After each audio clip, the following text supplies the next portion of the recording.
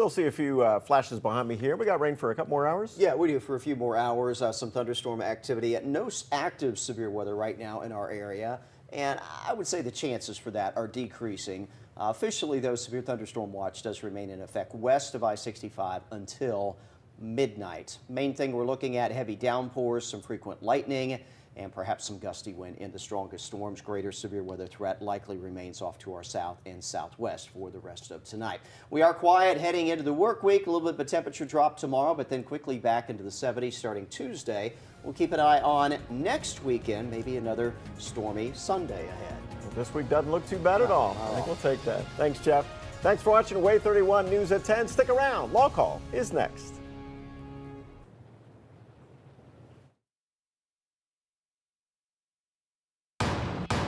This is WAAY 31 Law Call. Good evening and welcome to WAAY 31 Law Call. I'm Sharon Doviet. Tonight we're taking your calls and questions. It's Ask Us Anything night, so call in with your questions on any legal subject. Maybe you've got thoughts about the recent storm damage, maybe you've been in a car accident, or maybe you're just curious about how a trial would actually go. Call in the 31 Law Call number 256-536-0077. You can call in and be live on the air, but you can also text us to that same number and we'll get your text right here. You can also email us any day of the week on any legal subject. You send it to lawcall@waytv.com. And when we get to a show that's on point, we pull some out. We've got some of your email questions ready tonight. Heath Brooks is here from Timberlake League and Brooks. Good to have you here. Nice to be here. Hope everybody's okay out there. It's raining coming down. That's right. We're going to talk about that. We're going to talk about some weather stuff in just a minute. As we lock in some of your calls, we want to start off with tonight's You Make the Law Call video. This one's a little interesting. Okay, take a look. Spring fever, a lot of animals are out. If you drive up here to the mountain anytime, you'll see a lot of deer out. In this particular case, do we have it? We may have to wait. Here we go. What if you're... Oh my goodness, in the salon and a deer jumps right in the window. What in the world? It doesn't look like anybody's hurt, but okay, so if something like that happens, if you were the lady over there on the couch and you did get hurt, is that something, it's certainly not the salon's fault that a deer jumps in, no. But what do you see for insurance issues there maybe? You know, there could be some what's called medical payments coverage that the salon has. And that's a no-fault type of insurance policy, which means it doesn't matter who's at fault, whether somebody, a light falls down, a deer falls through the window, what have you. There it goes. And there may be some coverage to help pay your medical bills, but that would be it, just for medical bills. You couldn't hold the salon responsible or anything like that. Okay. We get a lot of deer. I bet you see a lot of car accidents, animals, deer, other things. We do, and you know, it's unfortunate. You're driving down the road, it's dark, you're following the speed limit, a deer runs out in front of you, and then all of a sudden your car hits it, and deer, cattle, horses, they can cause significant damage to a car. Hitting a dog, hitting any kind of animal can cause serious damage to your car, can cause serious damage to your person. You know, if you've got comprehensive and collision coverage on your vehicle, then it doesn't matter whether a deer causes the damage or anything else, then your insurance is going to pay for the damage to your car. If you have medical payments coverage under your insurance policy, that functions as a health insurance policy that you pay for through your insurance company. And so sometimes they will come forward if you do get injured, and then they'll take care of your medical bills no matter what happens. That's a no-fault type of policy. So make sure you have those, because here in Alabama and the surrounding states, we certainly have deer, cows, horses, and all manner of things that'll run out in front of us. It will. Yep. We've got callers waiting. We've got Skylar with a question from Elkmont. Hi, Skylar. Thanks for calling in tonight. What's your question? Hey, Skylar, are you with us? Yes, ma'am. There you are. What's your question tonight? Thanks for calling in. Yes, ma'am. So I had got on Facebook Marketplace, and there was motors for sale in Missouri. Okay. So I went and picked it up. You know, everything appeared to be okay. I was texting him before I went, and he said it was running and driving when he pulled it. Yep. And, it was good to go, so I bought a motor and transmission complete. And we got back, we got my motor out of the truck, then we went digging into that and getting it ready to put in. And the bottom end was grenaded on it. Ooh. So the crankshaft was messed up and all that. Okay. So I sent him a text Tried calling him, and he didn't answer. Yeah. He's And MIA so a couple days now, went by. right? I sent him another picture, and finally he texted me, and he said the guy he bought it from said the motor was okay. He never messed with it. Gotcha. Did you say you bought this in Missouri, Skylar? Yes, sir. Okay. Okay. Good. Off Facebook Marketplace. So, Okay. do you have So- any protections? Not much. Okay. You know what Skylar, you did everything you needed to do. You called him up. You tried to deal with the situation on your own, just to see if you could get your money back because you bought something that was torn up already or was close to being torn up. You get it back to your house, and then you paid this amount of money for a motor and whatnot. And now you don't have what you paid for. And there are some times when you can bring what's called breach of contract actions. If you bought it without any sort of warranty on it, kind of buyer beware is what they call that, then you may not have any form of recourse. You may not have any options against this fella. But just as a practical matter, just down in the weeds where the goats can get it, if you're going to try to go and get your money back, you're going to have to go and file an action in Missouri because the contract was over in Missouri. So that means you got to hire a lawyer in Missouri, file your complaint in some sort of small claims court over in Missouri, and at the end of the day, it's probably going to cost you more. You're going to put good money after bad. You're going to go up there, you're going to spend your money getting a lawyer, and then whatever money you do get, it's not going to pay you back for your gas and your time and your heartache and your headache. So, you know, you take a risk when you buy stuff on Facebook Marketplace. You know, I always say get in writing what you're buying. You know, if you're going to buy a motor, if you're going to buy a car, you know, any of those kinds of things, make sure you get it in writing that this is a working item that you're buying in exchange for X amount of dollars, so you actually have in writing a form of contract that you can use for protection. But buying something in Missouri brings in a whole different can of worms. Good luck with it, Skylar. We've got Diana on the line with a question from Fayetteville. Hi, Diana. Thanks for calling. What's your question tonight? I have a question. My uncle passed away, and my sister is over his estate, and she has gotten an attorney, and I guess a paralegal is kind of in charge of it. Okay. They're telling my cousin that the only thing that she has to put down for his property is anything with a title. And that doesn't seem fair because my uncle was a mechanic and he had tons of tools. And she just gave them to my brother, but she's making everybody else buy whatever. Gotcha. Did he have a will, Diana? No, he did not have a will. Okay, so when you don't have a will, whether you're in Alabama or whether you're in Tennessee or any other state in the union, then you're intestate is what that's called. And what that means is that when you are intestate and when you don't have a will, then the state lays out a law that provides for how all property is going to pass. Now, in terms specifically of your question, you got a difference between real property and personal property. Real property is land. So if there's any kind of land that your uncle had, any house that your uncle had, then that has to be probated. That has to go through the courts a little differently than the personal property. And the personal property things that are personal property can have a title. A car is personal property, and that may have a title. You know, any kind of a trailer or anything like that is personal property. That may have a title too. There are things that have titles that are still considered personal property. All the tools, all the things that your uncle owned, all of that is considered to be personal property. And when your uncle passed away intestate, his heirs, those people who are supposed to receive whatever personal property and whatever real estate he may have had at the time he passed away, are going to be determined by statute. I don't know whether he had brothers, sisters, I don't know whether he had children, which are typically who the heirs would be, but if he is intestate, then whoever his heirs are going to split everything equally. So if he has two children, those two children are going to split all the personal property and all the real estate equally. If he was married, that brings a whole different monkey wrench into the equation and how you would divide the property out. But in terms of actually requiring title to all the property, to personal property, that's not accurate. Any of his personal property, it's the responsibility of the personal representative or the administrator of his estate to have that personal property assessed and distributed to the heirs, whoever they may be.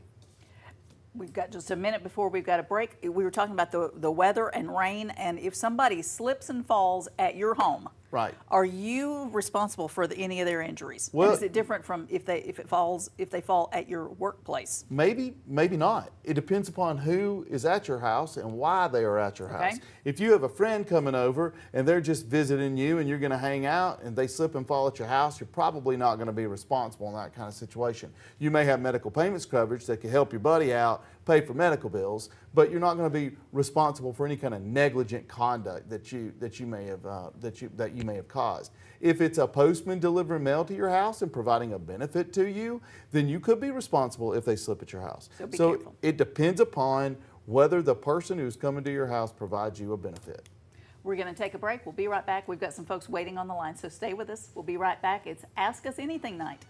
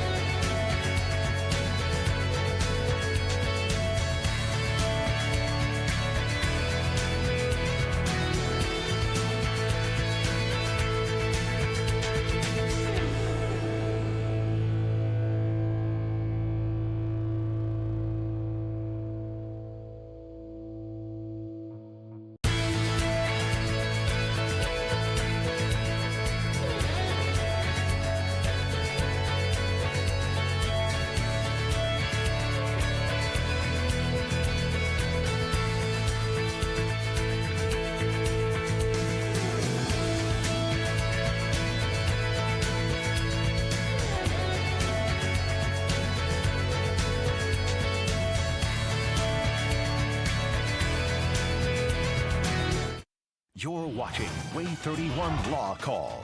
Your rights, your calls, live. Presented by the Tennessee Valley's award-winning personal injury and wrongful death law firm, Timberlake, League & Brooks. Featuring the knowledge and experience of Attorney Michael Timberlake, Attorney Will League, Attorney Heath Brooks, Attorney William Maservi. And hosted by broadcaster and family law attorney Sharon Doviet. This is WAAY 31 Law Call. Welcome back to 31 Law Call. It's Ask Us Anything night, so call in your questions on any legal topic and we'll try and point you in the right direction. And we've got callers waiting. Tammy, thank you for waiting through the commercial break. Tammy from Huntsville, what's your question tonight? My question tonight is, what can you do if a court illegally revokes your durable power of attorney and replaces it with a POA that you're not familiar with, and then illegally deny visitation or anything? What can I do?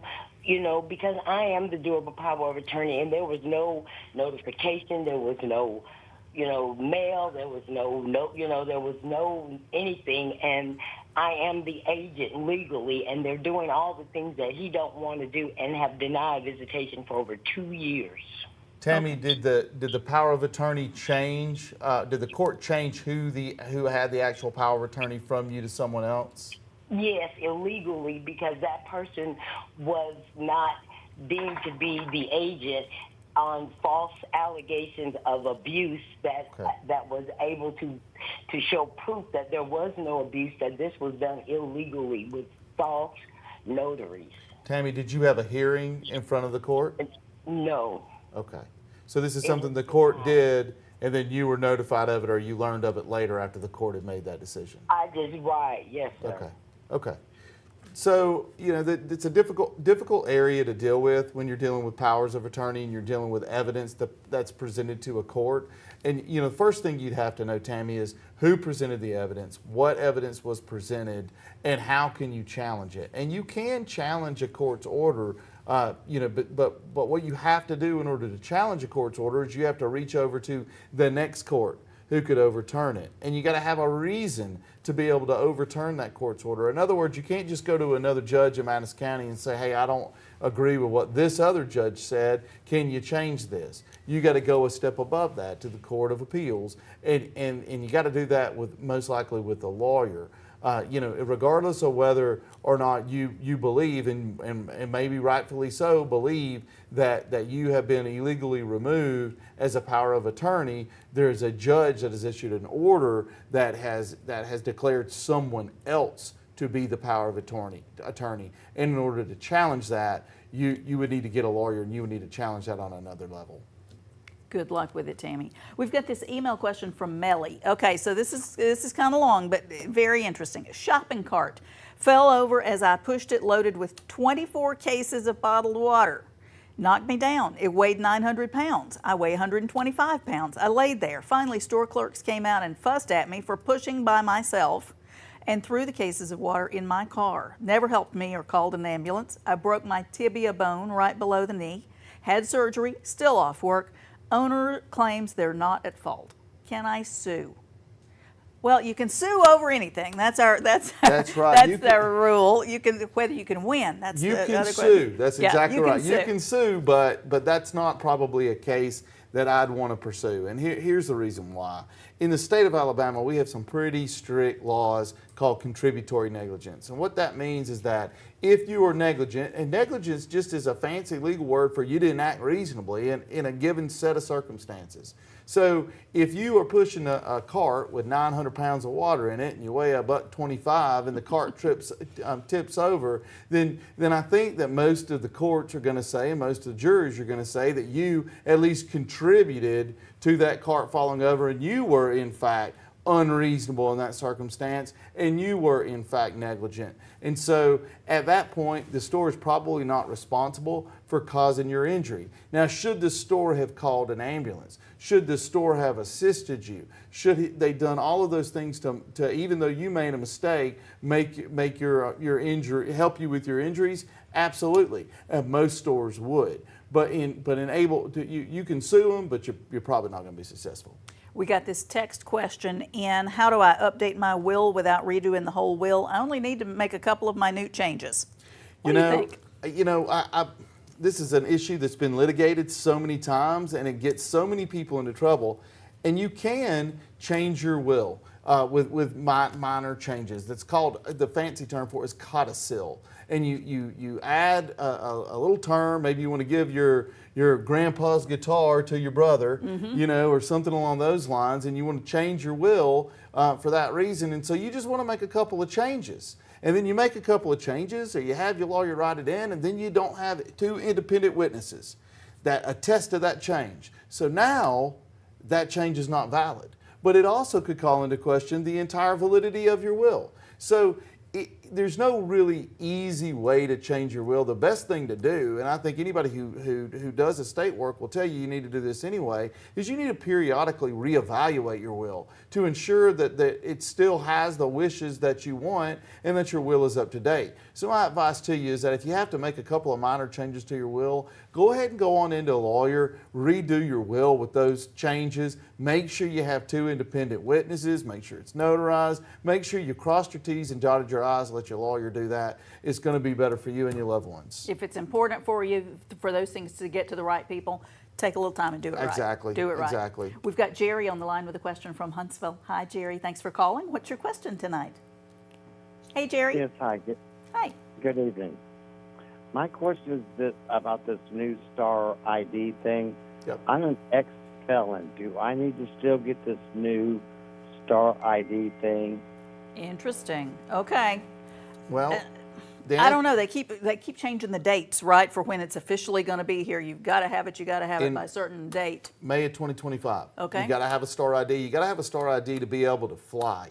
So, you know, and so the answer to that was either you can use a passport or you can use a star ID. So Jerry, if I were you, I would get your star ID. It requires you to have a birth certificate. It requires you to have two forms of identification that show you actually live at the address that you are at. And so that's something that you need to acquire if you want to get on a plane, or if you need to go into a federal building, or anything where you have to show an ID that the federal government needs to verify as accurate. You're going to need a star ID. You think it matters if he's a felon, an ex-felon? I don't know how it. Jerry, how are you thinking that it would play? Would that factor in? We may have lost him already. Well, no, I'm still here. I don't know. Okay. Yeah, Jerry. Like, you know, I go on the internet and it says, with Alabama, you got to get this, you got to get that star ID. Yeah. I'm not going into, personally, I don't know. That's my big question. Yeah. I guess, do I need the star ID just to walk in to a federal building like the downtown courthouse, or? Well, the downtown courthouse is a state building, but if you're going to go to the federal courthouse, then you probably will need a star ID. And if you're going to go flying anywhere, you're going to need a star ID. If you're going to get on a train to go somewhere that's going to cross state lines, you're going to need a federal star ID. So the answer to that question is felon or past felon or not, you're going to need a star ID. I'd go ahead and take steps to get it, or get your passport. We've got Thomas on the line with a question from Muscle Shoals. Hi, Thomas. Thanks for calling. What's your question tonight? Well, I live in a new subdivision, and on our street in Muscle Shoals, the new. I'm not making sense. That's all but right. Anyway, we're with you. On our street, we have 9 different houses that has a water problem. Okay. We live on a slab, and it's in the walls, in the slab, and we're having to pay. Can we hold the contractor responsible? He's still building houses in this subdivision. Wow. Thomas, how old is your house, Thomas? 7. 7 years. Right. How long has it been like this? Do what? How long has your house been having? Has your house always had a water problem? No, just now had a water problem. Okay. I'm the 9th one on this street. And all of them built by the same folks. Yes. Okay. Interesting. Yeah, and you know the one important thing you're dealing with here is time constraints. Okay. So you know whenever you're trying to bring an action against a contractor, you have a set amount of time. Generally, a breach of contract in the state of Alabama is going to be 6 years. It can be less for a contractor, and the discovery rule, when you discover the problem, plays greatly into how long you have to be able to bring an action against a contractor. The short answer is you may be able to bring it against the general contractor who actually got all the people to build the houses, or any number of the subcontractors, and without knowing exactly what the issue is, whether it's a problem with the grading, because I've seen that in new home construction where the grading is improper, and basically folks grade a pond and build houses in it, and so as the water collects, eventually it floods the houses. Or you can have problems with the piping. Sometimes the PEX piping that's being put into houses goes bad over a certain amount of time. There's actually a class action lawsuit against some PEX manufacturers for their pipes leaking over a certain period of time. That may be something you could take advantage of. But without having more information about what caused the flooding, it's going to be difficult to tell you exactly who your action could be against. I would strongly suggest you contact an attorney, because as a group, you may all have claims against this particular contractors or manufacturer. We've got another email question. Guys, I'm going out of order. This is the one from Joe. Joe says, hi, what is a fair pain and suffering worth for a fender bender with one doctor visit for minor back pain?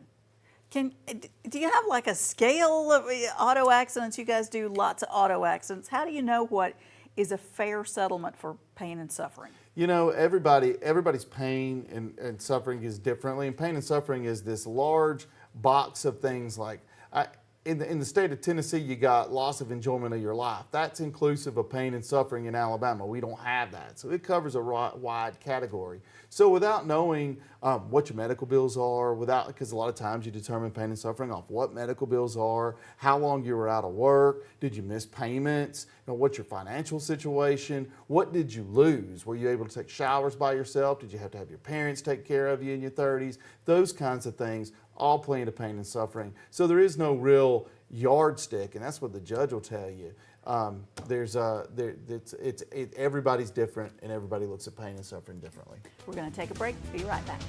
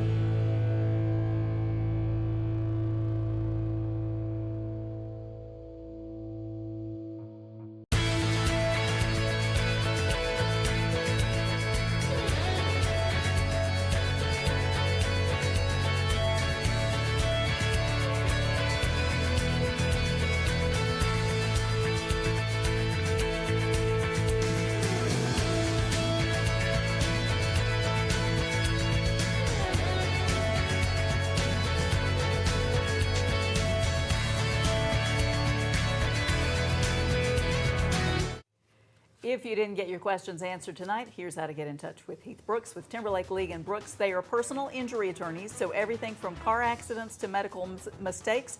256-536-0770 or 800-804-2502. The website is law-injury.com, and if you like them on Facebook, you can learn more about the law that way.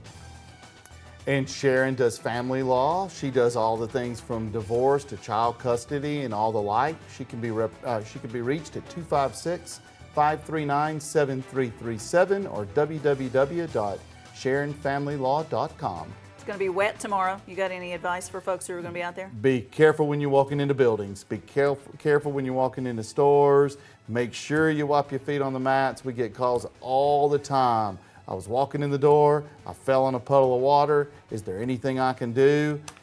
It's going to be a hard case, so just be careful and don't have to call us. Have a good week. See you next week.